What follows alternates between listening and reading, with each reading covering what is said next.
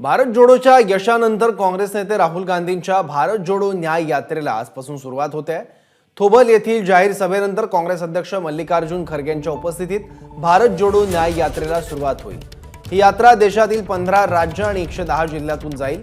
67 दिवसांच्या यात्रेत राहुल गांधी 6700 किलोमीटर एवढा प्रवास करतील। राहुल गांधींनी भारत जोडो यात्रा पायीच पूर्ण केली होती, पण यावेळी भारत जोडो न्याय यात्रा पायी आणि बसमधून पूर्ण केली जाणार आहे। लांबचं अंतर बसमधून पार केलं जाईल।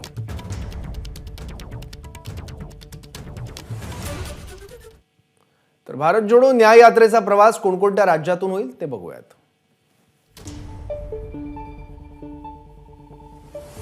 मणिपूरमधून या यात्रेला सुरुवात होते।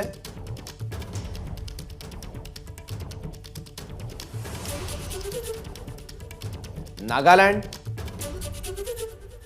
आसाम, मेघालय म्हणजे पूर्वोत्तर राज्य जे आहेत, सेवन सिस्टर ज्यांना म्हटलं जातं, त्या सगळ्या राज्यांमध्ये जवळपास ही भारत जोडो न्याय यात्रा जाणार आहे। त्यानंतर पश्चिम बंगाल, त्यानंतर बिहार, त्यानंतर झारखंड, त्यानंतर ओडिशा,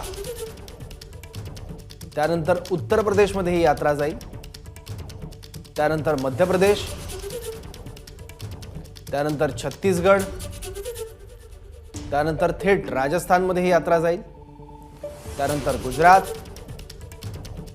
आणि त्यानंतर या यात्रेचा समारोप होईल महाराष्ट्रात।